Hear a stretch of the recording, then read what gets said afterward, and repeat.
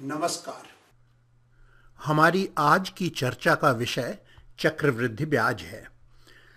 तो आप सोचें कि अगर हमने $50,000 का निवेश 6% की वार्षिक ब्याज की दर पर किया है, तो और यदि ब्याज वृद्धि का चक्र वार्षिक है, तो हम जानना चाहते हैं कि 1 वर्ष के पश्चात इस राशि का मान क्या होगा। तो 1 वर्ष के पश्चात हमारे पास ये $50,000 हैं और उसके ऊपर हमने 6% ब्याज जोड़ा। ठीक है, तो ये मान क्या हुआ? फिर ये मान इस हुआ $53,000। ठीक है, अब इसके बाद मान लीजिए हम 2 वर्ष के बाद इसी राशि को निकालना चाहते हैं, तो हमारे पास 2 रास्ते हैं। एक तो हमने ये 53,000 लिए और इस 53,000 में इस 53,000 के ऊपर हमें 6% की दर पे क्या ब्याज मिला उसको हमने जोड़ दिया, तो हमारी राशि कितनी हो गई? 56,180। इसको हम एक दूसरे तरीके से भी निकाल सकते हैं, क्योंकि ये निवेश मान लीजिए कि हमने बहुत समय के लिए किया हुआ है, बहुत लंबे समय के लिए। तो हम ये देख सकते हैं कि पहले वर्ष के अंत में जो राशि हमारे पास हुई वह मूल राशि का 1.06 गुना थी। ठीक है, अब अगर इसी को हम दूसरे वर्ष में इसका हम अगर मान निकालें, तो ये हमारा मूल हुआ पहले वर्ष के अंत में, और उसके पश्चात इस पर पुनः क्या हुआ? 6% ब्याज और जुड़ गया। ठीक है, अब ये राशि दोनों के बीच में कॉमन फैक्टर है। अगर आप बुरा न माने, हम अंग्रेजी में बोल लें, तो इसका मान क्या होगा? 50,000 गुणिते 1.06, इसका वर्ग हो गया, अर्थात दूसरी घात लग गई इस पे। फिर अगर हम 3 वर्ष के उपरांत इस राशि को देखना चाहते हैं, तो आप देख सकते हैं इसी प्रकार के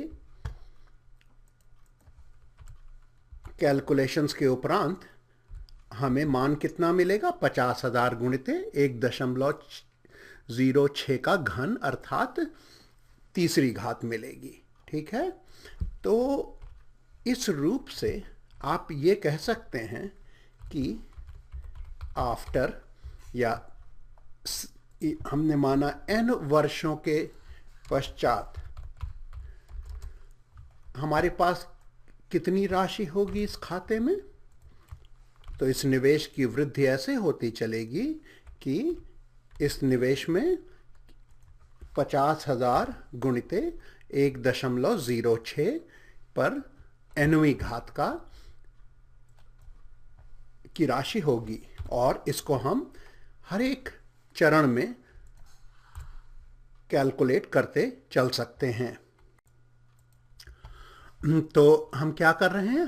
हम जानना चाह रहे हैं कि 1 वर्ष के उपरांत 2, 3, 4 इस प्रकार उत्तरोत्तर जैसे समय बीतता जा रहा है, इस खाते में कितनी राशि रहेगी। तो हमारे पास क्या है? $50,000 का हमने निवेश किया और हर वर्ष ये 1.06 गुना बढ़ जा रहा है। ठीक है, तो इसको हम क्या कर सकते हैं? 1.06 पर ये घात हम लगा सकते हैं। ठीक है, तो 1 वर्ष के अंत में ये 53,000 हुआ। और अब इस स्प्रेडशीट में मैं स्प्रेडशीट की हिंदी भूल गया, दरअसल मैं कहूँगा मुझे आती ही नहीं, लेकिन तो उत्तरोत्तर इसमें स्प्रेडशीट में हम क्या करेंगे, अगर हम बस धीरे से ये कर दें तो ये बस बता देगा कि कैसे ये राशि बढ़ेगी और बढ़ती ही चली जा रही। मान लीजिए ऐसा हुआ कि 20 वर्ष के हम जमा करके भूल गए और 20 वर्ष के बाद हमारे पोते को डोनेशन वाले कॉलेज में जाना है, तो काफ़ी काम आएगी ये राशि जो आज हम जमा करके भूल गए थे। ठीक है, तो अब देखें कि ये राशि बढ़ किस तरीके से रही है। तो अगर हम देखें इस राशि की वृद्धि का स्वरूप अगर हम देखें तो क्या देखेंगे आप कि यह राशि काफ़ी तेज़ी से बढ़ रही है। अगर आप साधारण ब्याज की दर पे इसी राशि को डालें तो वो एक सरल रेखा में बढ़ेगा। ठीक है, और इसमें क्या हो रहा है, इस स्थिति में हमारे पास ये हो रहा है कि हम देखें कि इसको लाइए 40,000 कर देते हैं, क्योंकि हमें वृद्धि की दर इसमें अच्छे से दिख नहीं रही है। तो इस प्रकार ये वृद्धि काफ़ी तेज़ी से होती चली जा रही है। इस प्रकार के निवेश लोग इस स्थिति में भी करते हैं अगर उन्हें मान लीजिए अपने सेवा मुक्ति के पश्चात पैसे के लिए चाहिए, उन्होंने बहुत पहले कर दिया ऐसा निवेश और छोड़ दिया बहुत ज़माने के लिए, तो देखें ये कैसे बढ़ती है राशि उस स्थिति में। ठीक है, अब हम दिखाते हैं आपको इसका नया ग्राफ।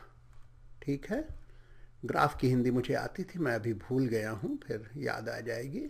अब देखें ये, अब आप इस वृद्धि की दर को देख सकते हैं कि कितनी तेजी से ये वृद्धि हो रही है।